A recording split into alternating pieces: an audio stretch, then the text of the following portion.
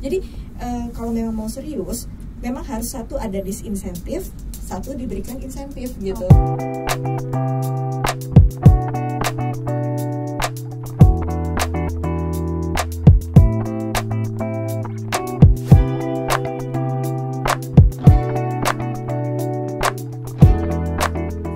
Sobat Esensial dimanapun berada, selamat datang di Pojok Energi bersama saya Ichmi Savitri. Di Pojok Energi kali ini kita akan berdiskusi tentang dekarbonisasi sektor transport.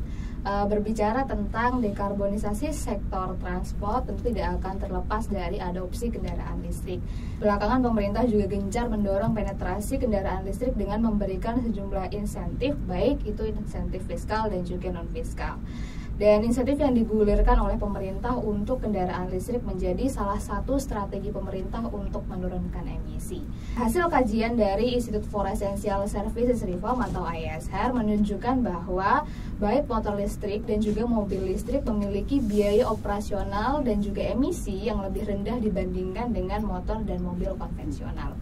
Pada Pojok Energi sebelumnya tentang insentif jumbo kendaraan listrik juga telah dibahas banyak bagaimana insentif yang masih berfokus pada kendaraan pribadi, baik itu roda 2 maupun roda 4, dan belum untuk transportasi publik. Dan dalam laporan ISR juga Indonesia Electric Vehicle Outlook 2023, 3 kota besar seperti Jakarta, Bandung, dan Surabaya yang memiliki kepadatan transportasi melampaui kapasitas jalannya dan sudah mulai mengadopsi bus listrik. Jakarta misalnya yang telah memiliki 30 unit bus dan berencana menambah sekitar 300 unit pada tahun ini. Dan dalam laporan ISR juga menyoroti mengenai strategi elektrifikasi kendaraan umum, termasuk pula kendaraan roda 2 yang digunakan untuk transportasi umum di Indonesia.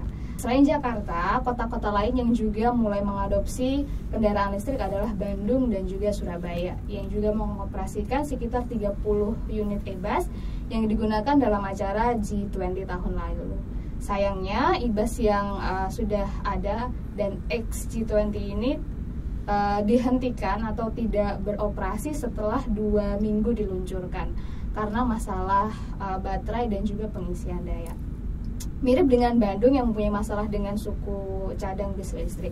Menarik untuk dibahas bagaimana kota-kota lain selain Jakarta bisa mengadopsi kendaraan listrik dengan sustain.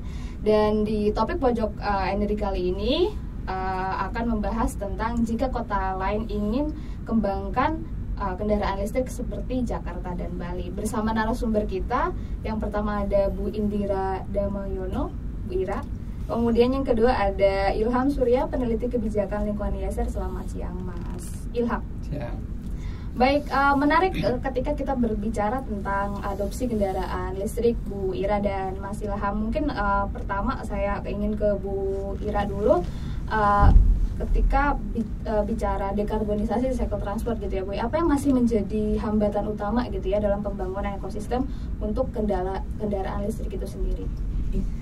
Terima kasih Mbak Ichmi, selamat sore para sahabat esensial.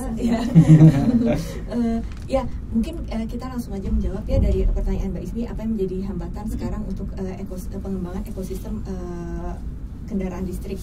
Memang salah satunya upfront cost-nya, memang total cost of ownership-nya dari kendaraan listrik itu masih lebih tinggi dibandingkan dengan kendaraan ICF atau ignition combustion engine. Nah, untuk bisa bersaing ini memang kendaraan ICF ini harus disupport dengan misalnya insentif pajak, PPNBM, kemudian tax holiday, semacam itu. Kemudian kalau memang mau subsidi, yang disubsidi itu adalah kendaraan umum. Nah, subsidi ini bisa bentuknya macam-macam.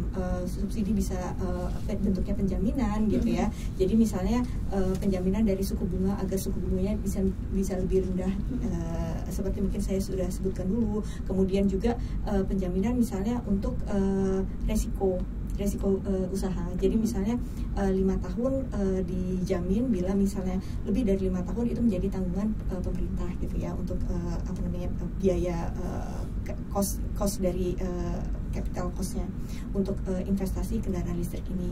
Kemudian yang kedua menjadi kendala itu adalah kurangnya tadi sosialisasi gitu untuk kendaraan listrik ini. Jadi misalnya chargingnya seperti apa gitu ya, itu penting banget gitu ya untuk pemerintah daerah gitu. Kalau kita mau mengembangkan kendaraan umum untuk bus listrik ini seperti apa, karena tipe-tipe bus listrik ini juga macam-macam. Nanti yang misalnya baterainya mau di mana, di badan si bus ini di bagian bawah atau misalnya di atas, itu juga bisa gitu ya. Nanti untuk baterai swap misalnya penggantian baterai, karena kan kalau misalnya bus listrik itu kan terus keliling kan ya, beberapa putaran dalam satu hari. Nah itu dia mau ganti di mana atau dia mau ngecharge di mana seperti apa. Nah kalau misalnya kayak Jakarta itu pemerintah provinsinya udah sangat concern dengan bus listrik ini. Jadi mereka memang melakukan survei di beberapa lokasi untuk stasiun pengisian bus listrik ini, dan lokasi yang mereka pilih itu lokasi yang dekat dengan koridor-koridor Transjakartanya misalnya. Nah kalau misalnya pemerintah daerah itu juga harus melakukan hal yang sama gitu. Jadi pemerintah kota atau pemerintah provinsinya mencari lokasi-lokasi mana yang strategis untuk pengisian bus listrik. Nah kemudian di daerah itu mungkin kapasitas besar jalannya juga beda dengan Jakarta ya. Jadi busnya ada yang bus medium gitu, nggak semuanya harus bus besar. Nah itu kalau misalnya mau beli bus medium elektrik itu di mana gitu. Itu penting informasi seperti itu untuk pemerintah daerah. Kemudian spare partnya tadi sudah disebutkan gitu ya. Untuk kendaraan listrik ini kalau misalnya spare part itu seperti apa, di mana mereka. Jadi misalnya mereka mau beli bus listrik itu kemudian nanti apakah sekaligus dengan after sales service gitu. Nanti mereka mau skema operation and maintenance-nya seperti apa untuk si bus listrik ini, karena mungkin belinya nggak langsung banyak ya, belinya sedikit-sedikit, tapi apakah mau perusahaan bus listrik ini misalnya dari impor gitu ya, buka ATPM di sini gitu. Kemudian kalaupun pakai misalnya produk dalam negeri, itu udah ada mitra anak bangsa gitu ya membuat bus listrik gitu. Nanti pembeliannya seperti apa gitu, skema bisnisnya nanti seperti apa, itu seperti itu juga mesti dipikirkan gitu. Jadi bisnis model bagi si operator bis, kemudian untuk si BLU atau BUMD yang mengelola operator bus tersebut gitu. Mungkin itu dulu dari saya. Terima kasih Mbak Isi. Siap Bu Ira. Tadi ada satu poin yang menarik gitu ya, beda lokasi beda strategi gitu ya Bu ya. Bisa jadi strategi yang diterapkan di Jakarta itu bisa jadi berbeda di kota-kota lainnya gitu ya. Mungkin saya mau ke Mas Ilham nih, tadi menyambung dari yang disampaikan Bu Ira, Mas Ilham, tentang hambatan dan tantangan gitu ya. Tadi saya juga disampaikan di awal bahwasanya di IEFO gitu disampaikan bahwasanya sudah ada nih di Bandung dan juga di Surabaya IBAS gitu kan, tapi tidak sustain gitu. Nah apa sih yang menjadi kendala kota-kota besar itu kalau bisa dibilang gagal gitu dalam mengembangkan? Jadi makasih Mbak Ijmi. Saya membedakan kota besar itu nggak hanya kota besar ya. Ada Jakarta dan Bali, dan ada kota besar lain, mungkin Surabaya, lalu Bandung, mungkin ada Medan juga sekarang. Nah mereka semua kota besar, tapi saya membedakan keduanya. Kenapa? Karena Jakarta dan Bali ini mereka sudah siap ekosistemnya. Mereka sudah punya charging infrastruktur yang terpusat, seperti yang Ibu Ira katakan tadi. Nah, tapi kalau Bandung, Surabaya tadi mereka masih menjadi pilot project. Pilot project itu ya tempat di mana pemerintah menguji coba letak salahnya di mana, lalu seperti apa, lalu investasi yang digunakan seperti apa, lalu demand masyarakat juga sebetulnya seperti apa. Jangan-jangan memang belum ada demandnya untuk menggunakan bus listrik ini di tingkat kota. Nah jadi kalau berbicara mengenai tantangan, kota-kota besar tadi, kota-kota besar yang di luar Jakarta dan Bali tadi, mereka saya rasa memang belum siap secara infrastruktur. Mungkin disebut gagal juga belum juga, karena mereka memang pilot project ya. Pilot project itu tempatnya pemerintah salah. Jadi pemerintah jangan selalu dikritik juga menurut saya. Jadi nggak apa-apa dikasih mereka mau belajar. Yang penting mereka bisa mengambil pelajaran-pelajaran tadi. Dan memang kalau mau mengelaborasi, kalau saya bisa mengelaborasi yang disampaikan Bu Ira tadi, harga bus listrik itu hampir 3 kali lipat dari bus konvensional. Hanya chargingnya saja itu setara dengan bus konvensional harganya. Jadi karena charging untuk bus itu sangat besar, berkapasitas 200 kW. Jadi Jadi misalkan saja pemerintah daerah mau mengadakan 1 bus listrik dan 1 charging, itu saja mungkin udah bisa dapat 5 sampai 6 bus konvensional. Nah, jadi prioritas apa nih yang mau digunakan pemerintah seperti itu.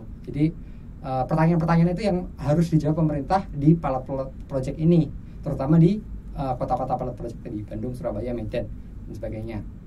Nah, kalau Jakarta, Bali itu udah beda soal, karena mereka sudah siap, mereka sudah punya infrastruktur ekosistemnya dan sebagainya. Jadi udah berbeda masalah lagi seperti itu.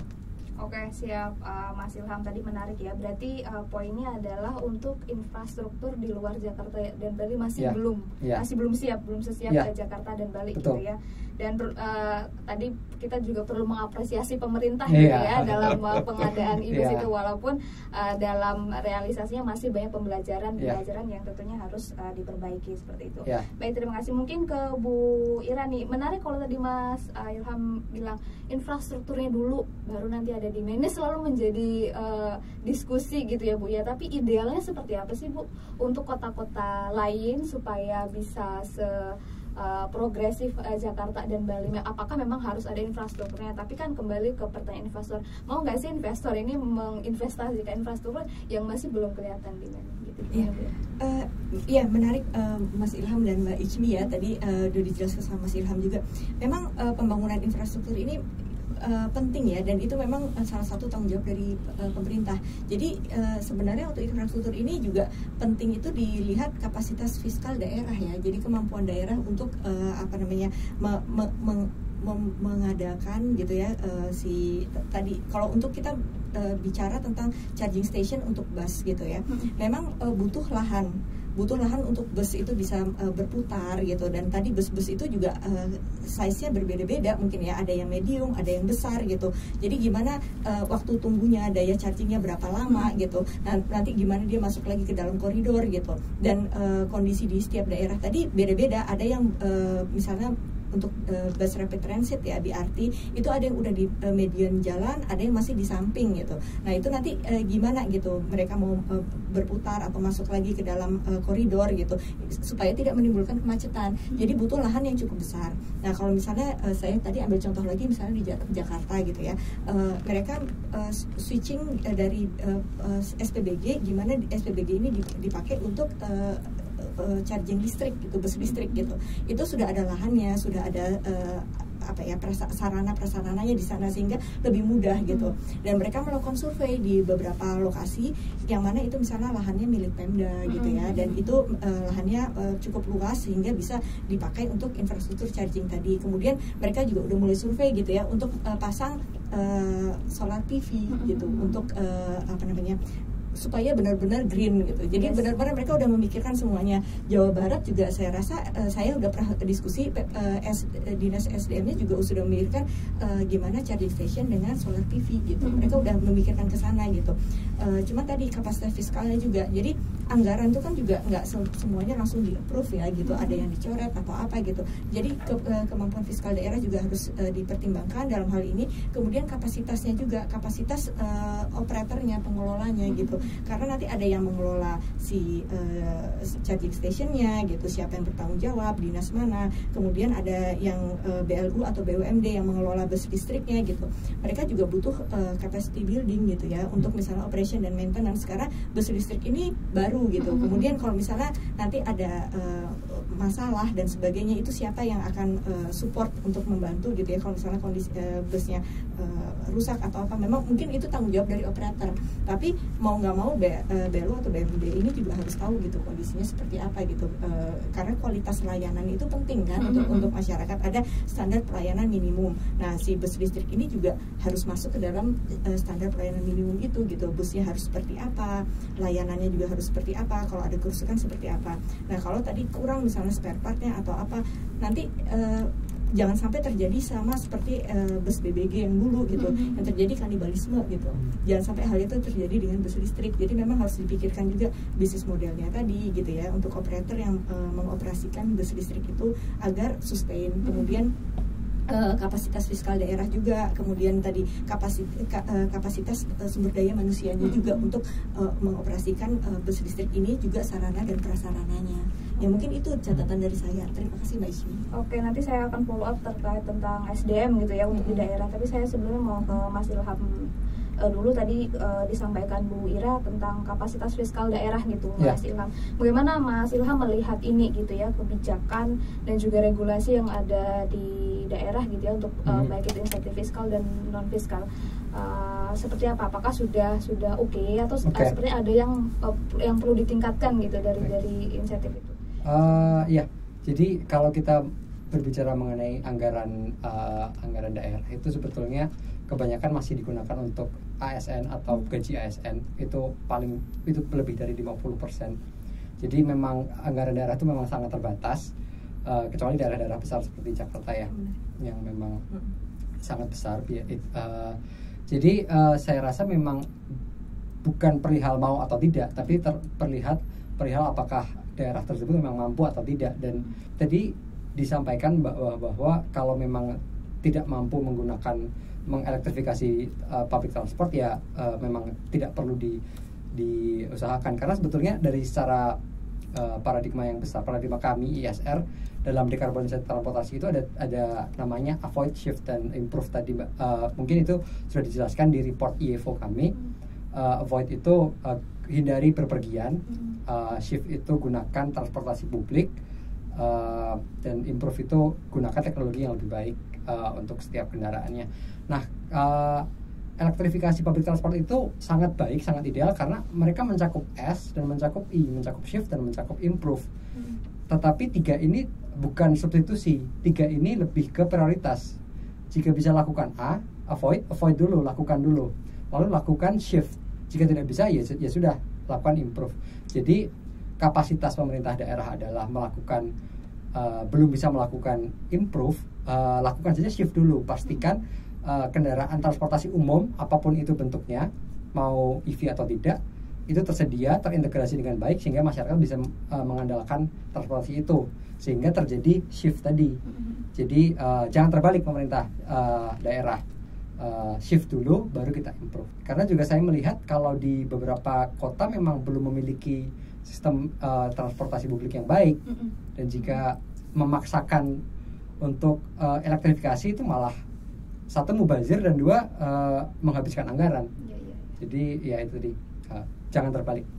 Mungkin follow up question Mas Ilham, kalau bicara insentif, nah apakah bagaimana Mas Ilham melihat insentif yang ada saat ini itu apakah sudah mengakomodir tidak hanya dari sisi user gitu ya, tapi investor juga, maksudnya apakah semua pihak sudah mendukung untuk semua pihak atau itu masih berpihak kepada user? Jadi insentif pemerintah untuk adopsi EV, potongan pajak, PKB, PPNBM dan sebagainya itu sangat-sangat kuat, dan memang itu sebetulnya cukup efektif. Kalau dari kalkulasi kami bisa mengurangi 14% dari total TCO EV dan kendaraan biasa konvensional, dan ada rencana potongan yang pemerintah sebut subsidi itu, yang mana itu kembali lagi itu kebijakan fiskal, dan tapi semua kebijakan itu sebetulnya efektif, tapi semuanya masih terpaku untuk meningkatkan demand, jadi merangsang permintaan masyarakat supaya harga itu semakin rendah. Tapi sebetulnya ada cara yang lebih baik, yaitu merangsang pertumbuhan industrinya, seperti yang Ibu Ira tadi katakan, potongan PPN atau bea masuk dan sebagainya, itu bisa dibantu sebetulnya dari sisi supply atau sisi industrinya, itu juga sebetulnya bisa dibantu, karena justru dari sisi itulah harga turun itu bisa menjadi lebih cepat. Bukan jadi intinya adalah supaya lebih imbang seperti itu, insentif dari sisi demand dan sisi supply. Oke, baik. Balik ke Bu Ira, kalau kita bicara tentang ekosistem gitu ya Bu ya, tadi disampaikan tentang kebijakan fiskal dan non fiskal juga. Tadi mungkin saya yang menarik tadi poin Bu Ira adalah kapasitas operator di daerah gitu, berarti sumber daya manusia gitu ya. Nah saya mungkin bagaimana Bu Ira melihat kesiapan daerah gitu ya, selain dari infrastrukturnya tapi sumber daya manusianya juga, apakah itu masih terpusat di Jakarta dan Bali gitu? Bagaimana daerah-daerah lain yang ingin mengembangkan, apakah SDM apa saja sih skill yang diperlukan gitu? Ya, terima kasih Mbak Ismi, Mas Ilham. Jadi mungkin kalau untuk pengembangan sumber daya manusia itu memang penting ya, dan mungkin gini, kalau misalnya udah ada tadi manufacturer dalam negeri, misalnya mitra anak bangsa atau apa yang memang bisa memproduksi kendaraan listrik gitu ya, apalagi bus listrik, atau misalnya ada yang workshop yang udah mulai mengkonversi bus listrik jadi bus diesel ke listrik gitu. Nah ini mungkin bagus sekali bekerja sama dengan Kementerian Perhubungan dan mungkin nanti jadi bengkel yang terakreditasi, dan tadi dari daerah mereka bisa belajar ke bengkel-bengkel tersebut atau dengan Kementerian Perhubungan misalnya masuk ke PPSDM-nya gitu ya, atau bekerja sama dengan operator misalnya yang sudah ready di Jakarta, gimana mereka misalnya studi banding ke Jakarta aja, ngelihat gimana operasionalnya, gimana maintenance-nya gitu. Itu saya rasa sebelumnya juga sudah dilakukan sih sama pemerintah daerah ya, misalnya dari Riau gitu ya, mereka datang ke Transjakarta di Jakarta, mereka belajar operasionalnya seperti apa gitu ya untuk mengoperasikan bus di kotanya. Kemudian di sini mereka juga sekalian bisa belajar dengan operator gitu, maintenance-nya seperti apa gitu bus-bus tersebut gitu. Nah itu capacity building seperti itu penting. Kemudian gimana mereka juga tetap merawat busnya dan juga suku cadangnya, dan bengkel-bengkel gimana membangun supaya di daerah-daerah juga ada bengkel-bengkel yang terakreditasi dan bisa melakukan membantu support maintenance di bus-bus di kota-kota tersebut gitu. Itu juga yang salah satu yang hal yang penting dan perlu dibantu gitu, karena bengkel-bengkel ini mungkin bentuknya UMKM ya, bukan bengkel besar gitu. Jadi bagaimana juga nanti mereka bisa dibantu untuk konversi, terutama untuk konversi ya, karena nanti mungkin untuk second hand itu perlu konversi gitu. Jadi bus-bus diesel yang udah misalnya umurnya berapa tahun yang bisa untuk dikonversi menjadi bus listrik. Nah seperti itu tuh penting, dan nanti pengujiannya seperti apa gitu. Kalau memang di Jakarta memang ada dekat misalnya dengan lokasi pengujiannya, tapi kalau misalnya di daerah-daerah gimana gitu, apakah harus bawa ke Jakarta dulu nanti dibawa ke sana lagi, atau bengkelnya memang masih terpusat di Jakarta nanti baru dikirim ke daerah gitu. Seperti itu. Dan skema-skema tadi, skemanya apakah skema sewa bus gitu ya, atau skema beli. Kalau beli yang membeli mungkin operator, jadi tanggung jawab operator. Nanti aset itu kan ada penyusutannya ya. Kalau misalnya yang beli pemerintah daerah, BLU atau BUMD, itu penyusutan aset bagi mereka. Tapi kalau operator swasta itu menjadi aset si operator tersebut gitu. Tapi kemudian bus ini sampai usianya berapa lama, itu nanti akan dijadikan bus apa gitu. Seperti itu. Kalau misalnya memang bus diesel, usia berapa tahun yang bisa dikonversi ke listrik, seperti itu Mbak. Jadi asetnya bisa tetap bermanfaat. Oke. Menarik kalau tadi respon dari Bura. Mungkin saya mau ke Mas Ilham dulu gitu ya. Kalau tadi disampaikan di info gitu ya, kalau yang cukup progresif adalah Jakarta dan Bali. Dan sebagaimana kita tahu Bali itu punya visi Bali NZA 2045 gitu ya, yang mana tuh lebih cepat daripada target Indonesia yang di tahun 2060 atau lebih cepat. Nah, bagaimana Bali idealnya gitu ya mengintegrasikan elektrifikasinya untuk kendaraan listrik ini ke sistem dekarbonisasi sistem energi. Jadi Bali itu dan Bali ini termasuk daerah yang progresif adopsi kendaraan listriknya karena 3 faktor menurut penelitian kami. Yang pertama adalah kebijakan. Jadi kebijakan pertama percepatan KLBP itu Perpres 55 tahun 2019 terkait percepatan KLBP. Di tahun yang sama Gubernur Bali mengeluarkan Pergub 48 2019. Itu sampai sekarang masih menjadi satu-satunya daerah yang memfollow up Perpres tersebut. Dan isinya sama, bagaimana pemerintah Bali bisa mentranslate Perpres tadi supaya bisa diaplikasikan di Bali. Lalu faktor yang kedua adalah ekosistem. Ekosistem mereka mendukung, ekosistem itu ada 2, hard ecosystem dan soft ecosystem. Hard ecosystem itu SPP charging stationnya, SPKLU, lalu juga battery swapping, SPBKLU. Nah, lalu juga yang tidak kalah penting yang sebetulnya daerah lain belum punya sebetulnya itu soft ecosystem atau orangnya, manusianya. Di Bali itu peran komunitas EV di Bali, kalau nggak salah namanya DEVA, itu mereka sangat berperan dalam menghidupkan yang seperti yang Ibu Ira katakan tadi, bengkel-bengkel tadi. Di Bali itu ada 2 bengkel konversi kendaraan. Dari total 13, 2 itu ada di Bali. Jadi memang sangat hidup bisnis itu. Bahkan berdasarkan penelitian dari WRI, para pecinta atau antusias EV tadi bisa membayar 5 kali lebih mahal untuk biaya konversi kendaraan mereka. Dan itu menunjukkan betapa ekosistem manusia mereka sudah sangat siap sebetulnya untuk adopsi kendaraan listrik. Lalu faktor yang tidak kalah penting yang ketiga adalah faktor promosi. Kita tahu Bali kemarin ada KTT G20 ya, yang diselenggarakan dari mungkin sebetulnya sepanjang tahun, tapi mulai ramai itu September hingga Desember lah, pertengahan Desember. Dan itu pemerintah Bali melakukan banyak misalkan zona khusus EV, lalu juga ganjil genap diterapkan, EV bebas ganjil genap, dan promosi-promosi lainnya seperti EV official vehicle sebetulnya dan lain-lain. Itu mendongkrak keingintahuan dan antusiasme masyarakat sebetulnya, dan itu tercatat kami mencatat ada 300 kendaraan baru sepanjang September hingga Desember tadi. Jadi 300 kendaraan baru dalam sekitar 3 bulan. Itu kan sebetulnya sangat kenaikan yang sangat pesat. Jadi 3 faktor tadi yang sebetulnya membuat Bali sangat baik lingkungannya, jadi menyeluruh. Lalu kalau ada Bali NZA, kontribusi dari transportasi adalah, jadi pemerintah Bali itu bekerja sama dengan WRI.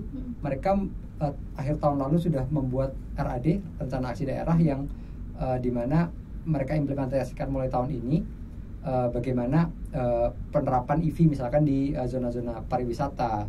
Itu mereka rencananya menggunakan motor-motor konversi listrik, bukan motor baru ya, motor konversi.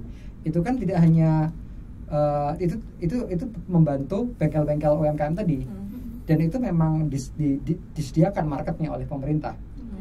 Nah, seperti itu. Jadi dan juga ada lagi zona rendah emisi, zona EV only dan sebagainya. Jadi memang pemerintahnya sangat membantu timbulnya ekosistem yang baik ini tadi. Mungkin saya ke Bu Ira lagi. Tadi kalau udah dibahas gitu ya Bu ya, untuk mendorong adopsi kendaraan listrik, terkait ekosistemnya, dari kebijakan, regulasi, infrastruktur. Nah, dari masyarakatnya sendiri gitu ya, dari human behavior-nya. Kalau infrastrukturnya udah oke nih, kemudian regulasinya dan kebijakan yang diterapkan sama pemerintah udah bagus. Tapi apakah iya masyarakat itu mau gitu ya beralih ke kendaraan listrik seperti itu?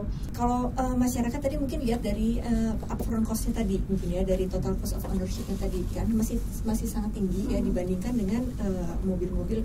Sebenarnya ini ada yang kita bisa lihat ya, ada LCGC dan ada LCEV, LCGC low cost green car, dan ada low carbon emission vehicle yang kendaraan listrik tadi. Nah, LCGC ini pajaknya masih rendah banget ya, cuma 3%. Kemarin mau dinaikin jadi 5%. Menurut saya ini masih rendah banget harganya. Ini harga mobilnya LCGC ini masih setengah atau sepertiga dari si kendaraan listrik. Jadi orang-orang otomatis akan beli yang lebih murah. Kemudian harga BBM juga masih otomatis masih tersubsidi ya untuk mereka. Kemudian kalau pemerintah juga mau subsidi kendaraan listrik, berarti ada double subsidi buat menengah ke atas gitu kan. Jadi kalau misalnya memang komitmennya untuk membangun kendaraan listrik agar orang-orang mau pindah ke kendaraan listrik, si low cost green car-nya harus dinaikin juga supaya si kendaraan listriknya harganya juga bisa bersaing gitu. Pertama itu Mbak, kemudian harga BBM-nya juga masih dengan subsidi masih murah gitu ya, dibandingkan dengan harga listrik per kWh untuk kendaraan electric vehicle gitu ya, electric vehicle. Jadi kalau memang mau serius, memang harus satu ada disinsentif, satu diberikan insentif gitu. Jadi keseriusannya, komitmennya gitu. Yang disinsentif untuk kendaraan BBM, tapi insentif diberikan pada kendaraan listrik gitu. Jadi itu sih sebenarnya poinnya Mbak. Dengan kalau misalnya memang mau komitmen dan itu memang berhasil diimplementasikan diaplikasikan oleh pemerintah, mungkin orang-orang akan berpindah ke kendaraan listrik. Mungkin seperti itu Mbak dari nggak saya. bisa sama-sama semuanya diinsentif Nggak gitu. Harus bisa. ada yang kalah, Harus ada yang dikasih disinsentif, satu diberi insentif. Jadi jangan jangan dua-duanya, nanti orang tetap akan milih yang lebih murah. Iya, betul sepakat. Baik, saya mungkin ke Mas Ilham, bicara masalah lingkungan gitu Mas. Kalau kita bilang kan, oh ini adopsi kendaraan listrik untuk menurunkan emisi gitu, tapi sumbernya masih dari fosil gitu. Terus kemudian kan nanti ada kalau ngomongin kendaraan listrik ada baterai, penambangan nikel. Nah itu gimana ya saya melihat ini? Oke. Jadi kalau IESR menerbitkan report kita juga namanya Decarbonization, rilisnya tahun 2021 kalau nggak salah. Banyak solusi-solusi dekarbonisasi itu dari elektrifikasi, bukan hanya mobil, banyak. Nah, elektrifikasi itu memerlukan tadi bahan-bahan tambang tadi, nikel, kobalt, lithium dan sebagainya. Jadi memang jadi ini juga dilema sebetulnya. Memang pertambangan itu menimbulkan masalah lingkungan yang buruk, tetapi memang itu masih diperlukan untuk demi masa depan dekarbonisasi yang lebih. Jadi masa depan dengan harapan masa depan itu menjadi offset oleh penggunaannya nanti. Nah, sebenarnya praktik-praktik pertambangan juga sudah banyak yang menggunakan, misalkan kendaraan beratnya, busnya, truk pengangkutnya, bahkan sekarang sudah sangat banyak yang menggunakan full electric vehicle sebetulnya untuk kendaraan tambang. Lalu juga sebagai sumber energinya di pertambangan juga sudah menggunakan sumber surya atau angin seperti itu. Nah, berbicara mengenai sumber energi yang saat ini banyak kita gunakan, yang sekarang kan bauran energi terbarukan masih 12% lah. Dan di tahun 2022 kemarin hanya meningkat 0,5% sebetulnya. Belum sampai 13%. Nah, di report IESR juga, report yang lain, saya lupa judulnya apa, itu kita baru bisa merasakan manfaat penurunan polusi tadi jika penggunaan pembangkit EBT, energi terbarukan, itu jika di tingkat 20%, yang mana masih 8% tadi. Nah, yang pemerintah perlu lakukan adalah kita harus mempercepat penggunaan EBT tadi, supaya, dan ini juga sebetulnya alasan masyarakat ya Bu ya, kalau saya melihat kayak ngapain pakai EV, toh masih menggunakan supply batu bara. Argumen-argumen itu yang masih digunakan masyarakat sebetulnya untuk sinis terhadap EV. Jadi kalau masyarakat bisa diyakinkan dengan kita sudah percepat EBT kok itu, dan sebetulnya target 8% itu juga sebenarnya bukan yang terlalu besar sebetulnya di tahun 2030, sebetulnya sangat memungkinkan seperti itu. Okay. Apakah nanti poinnya akan sama seperti yang disampaikan Bu Ira ya, harus ada disinsentif dan insentif gitu ya Mas ya? Nah, sekarang PLTU-nya belum disinsentif nih, masih diinsentif ya, jadi sama-sama insentif nggak ada yang bisa naik gitu. Berbicara juga mengenai disinsentif, sebetulnya di COP26 yang 2 tahun yang lalu ya, itu pemerintah Indonesia tidak menyetujui 100% EV di tahun 2050 kalau nggak salah. Jadi beberapa negara itu sudah menargetkan 100% EV di tahun 2050, tapi pemerintah Indonesia tidak menentangani itu. Jadi memang mungkin memang cukup sulit untuk 100% EV di tahun itu, tapi seharusnya ada langkah ke sana dengan cara ya disinsentif tadi. Seperti itu. Oke. Baik, terima kasih. Satu pertanyaan terakhir untuk Bu Ira nih. Tadi sebelumnya juga sudah banyak narasi gitu ya untuk pemerintah banyak memberikan insentif untuk kendaraan pribadi gitu. Bagaimana untuk kendaraan umum? Kapan sih pemerintah ini harus mulai mengelektrifikasi kendaraan? Sebenarnya kalau misalnya dimulai dari kapan, mungkin dari sekarang ya Mbak ya.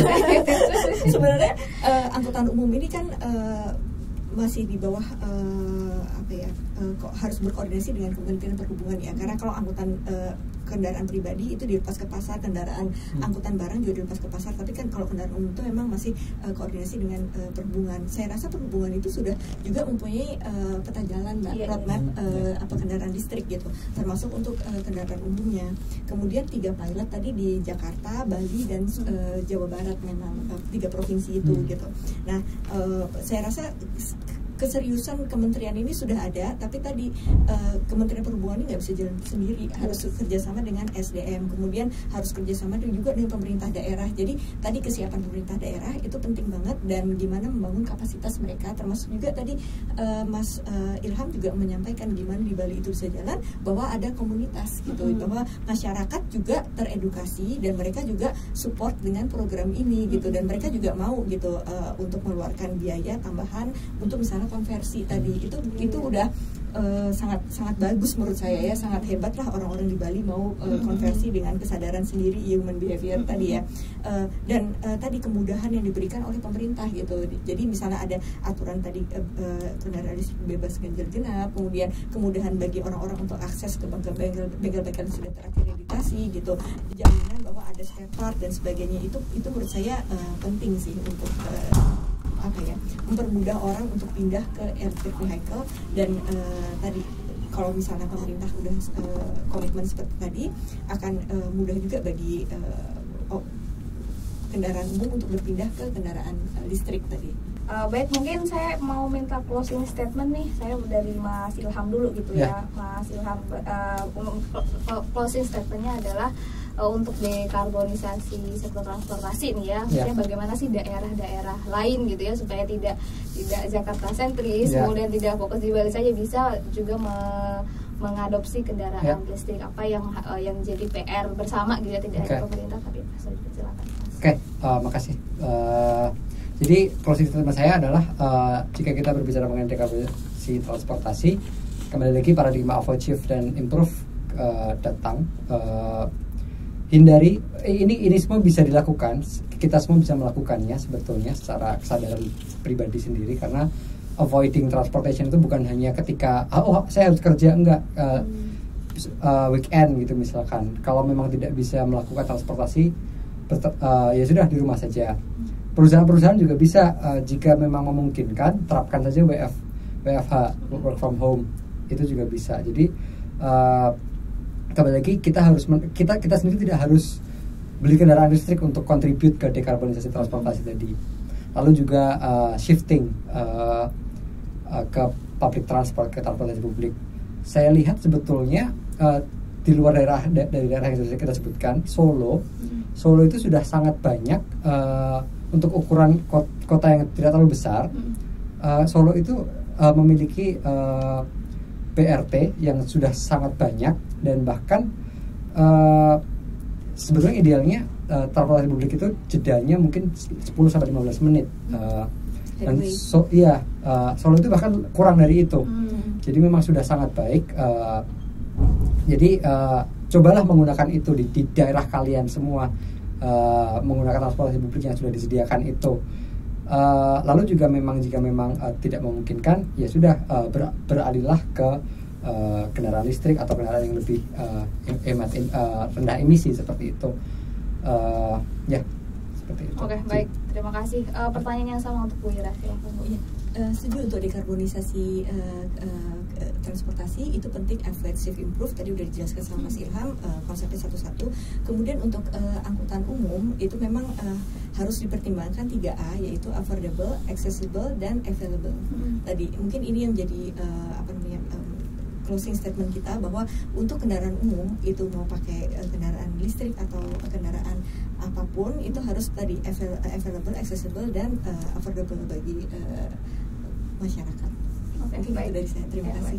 Terima kasih banyak Bu Ira, terima kasih banyak Mas Ilham atas waktunya sudah berbagi di Pojok Energi ya dengan Sobat Esensial. Semoga selalu sehat dimanapun berada. Sampai jumpa lagi di program-program geser lainnya.